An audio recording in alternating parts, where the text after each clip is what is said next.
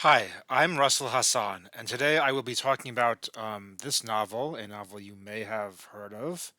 It's called Harry Potter and the Sorcerer's Stone by J.K. Rowling. In this video is part of my series So Much Fandom, but in today's book review, I'm going to be talking more about what I view as the reason why Harry Potter and the Sorcerer's Stone was so wildly successful. So I'm not necessarily going to be reviewing the book and telling you what I thought about it, so much as I'm going to be telling you, as a writer, the reason why I think this book succeeded commercially and things that you can learn as a writer from this novel, Harry Potter and the Sorcerer's Stone, by J.K. Rowling.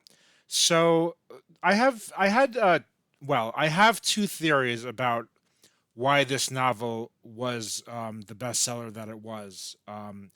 Essentially, the number one best-selling book of its time period.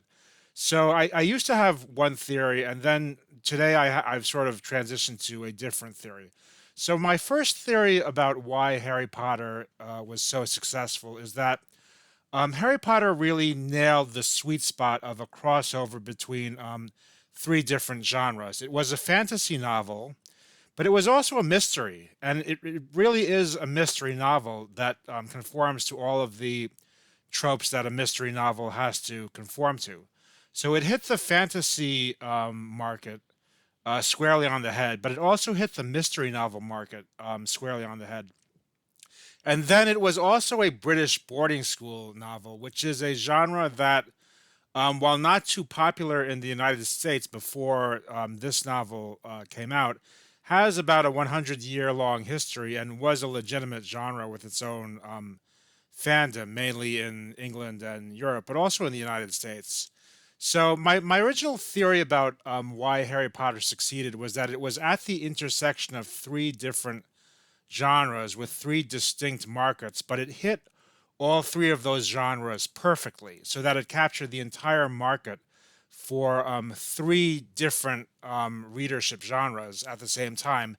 And having access to three different audiences sort of catapulted it onto the New York Times bestseller list, which is where everyone discovered it, and it became the book that you had to read in the early 2000s. But today I have sort of a different theory, which is that the thing that makes Harry Potter unique isn't so much the number of genres that it occupies, it's the way it was written. And what makes this novel unique among most novels that I've read, honestly, is how surprising the ending is. And it's not just surprising, it's plausible yet unexpected at the same time. And that, I think, is the key to Harry Potter and the Sorcerer's Stone.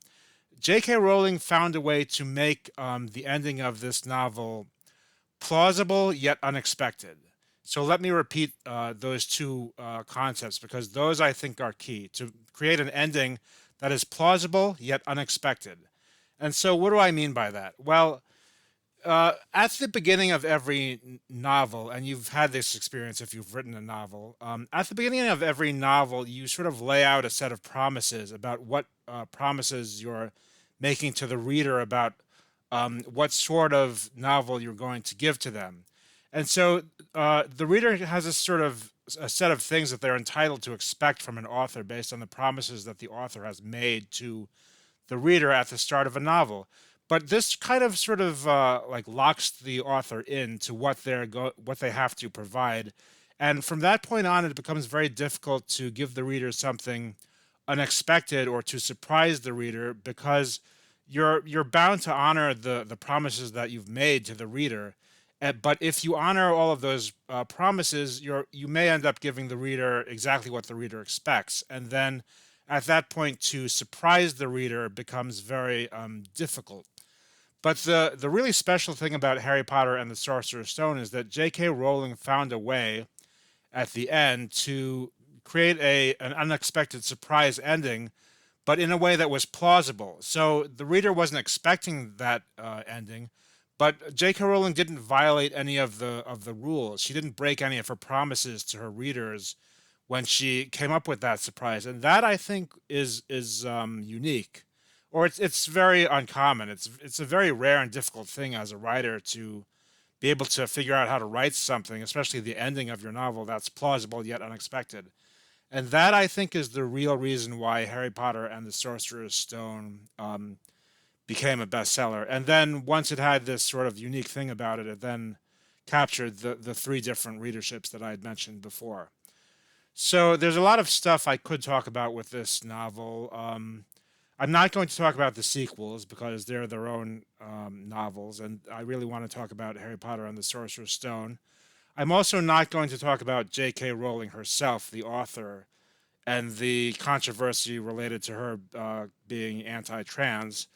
As one of my friends said, she has a theory, which is that these novels were not written by J.K. Rowling. They actually just appeared by magic. They just popped out of nowhere. And then J.K. Rowling just like was walking along and she found them and she claimed credit for them.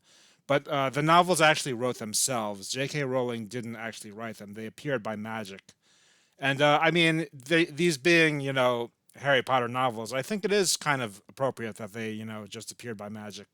So I think you can like these novels without liking J.K. Rowling. And I think as a writer, it's important to understand this novel because if you don't have a theory of why this novel was a commercial success, then you're never going to have any theory to go by of how your own novels can become commercially successful.